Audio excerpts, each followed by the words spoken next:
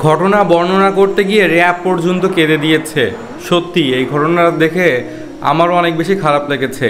ঝুমুর এই ছোট্ট নিষ্পাপ মেয়েটা, এর সাথে কাজটা মোটেও ঠিক হয়নি। বাংলাদেশে যাদের মেয়ে রয়েছে তারা স্ট্যাটাস দিচ্ছে সবাই মিলে যে আমাদের মেয়ে জন্ম দেওয়াটাই কি তাহলে ভুল এই দেশে? কি একটা ঘটনা ঘটে গেল ভাই, কুমিল্লার ঘটনা। এই নিষ্পাপ শিশুটা সবসময় খেয়াল রাখতো, সবসময় চোখে চোখে রাখতো যে কখন স্কুলে যাচ্ছে কখন স্কুলে আসছে। তারই প্রতিবেশী একজন, এই যে দেখতে পাচ্ছেন স্ক্রিনে, তার নাম হচ্ছে মফিজুল ইসলাম মফু। তো এখন তো গরমকাল, প্রচুর গরম, প্রচুর রোদের তাপ, তাই তাদের স্কুল টাইম ছিল সকাল 7টা থেকে সকাল 10টা পর্যন্ত। তো প্রতিদিন সেই স্কুলে যেত, ছোট্ট মেয়েটা স্কুলে যেত এবং আসতো, চলে যেত, আবার আসতো, এভাবেই করতো। এই জিনিসটা দেখে সেই মফু সুযোগের সন্ধানে ছিল, কখন তাকে সুযোগ মতো ধরতে পারবে। এই কয়েকদিন আগের ঘটনা।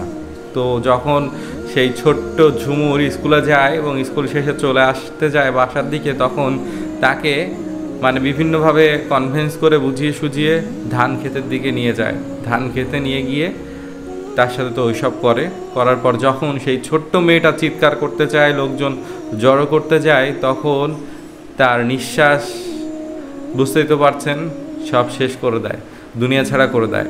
এদিকে মা তো পাগল প্রায়, যে 10টা স্কুল ছুটি হওয়ার কথা, 11টা বেজে গেল, 12টা বেজে গেল, তার মেয়ের কোনো খবরই নেই। মা ছুটে গেল স্কুলে যাওয়ার পর দেখতে পেল যে তার মেয়ে তো অনেক আগেই স্কুল থেকে চলে গিয়েছে। তো সে সব জায়গায় খুঁজতে থাকে, যেদিক দিয়ে তার মেয়ে আসে সেই রাস্তাঘাট সব জায়গায় খুঁজতে থাকে। খুঁজতে খুঁজতে বিকালবেলায় একটা মরদেহ পাওয়া যায়। তখন দেখতে পায় সেই মা গিয়ে যে এটা তাহারই মেয়ে। তখন তো তার মাথায় আকাশ ভেঙে পড়ে। মেয়েটার বাবা প্রবাসে থাকে, তো এইখানে সে পড়াশোনা করত। পরবর্তীতে তার মায়ের অবস্থা তো আপনারা বুঝতেই পারছেন।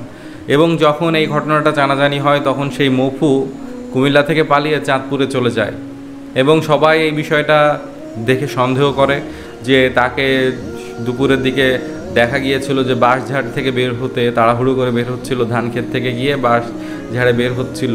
পরবর্তীতে তাকে খুঁজে পাওয়া যাচ্ছে না, সে চাঁদপুরের দিকে চলে গিয়েছে। তখন সবাই এই বিষয়টা দেখে সন্দেহ করে এবং পুলিশকে জানায় যে মফু এরকম কাজ করলেও করতে পারে। তখন পুলিশ, র্যাব সবাই তদন্তে নামে এবং খুঁজতে খুঁজতে চাঁদপুর থেকে সেই মফুকে গ্রেফতার করে নিয়ে আসে। এবং গ্রেফতার করে নিয়ে আসার পর তার কাছ থেকে সব কিছু জবানবন্দি নেওয়ার পরে আসল ঘটনাটা জানতে পারে যে কিভাবে সে এই কাজটা করেছে।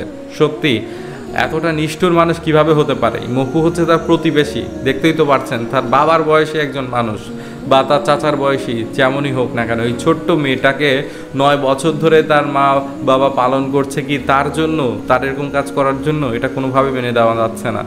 যখন র্যাব সাংবাদিক সম্মেলনে গিয়ে পুরো ব্রিফিংটা করে, পুরো ঘটনার বর্ণনা দেয়, তখন র্যাবও কান্না করে দিয়েছে। পুরো দেশ তোলপাড় এই বিষয়টা নিয়ে। এখন আপনারা এই লোকটা কি শাস্তি দাবি করছেন কমেন্ট করে জানাবেন, যেন ভবিষ্যতে আমাদের আর এরকম কোনো অনাকাঙ্ক্ষিত ঘটনার সম্মুখীন হতে না হয়।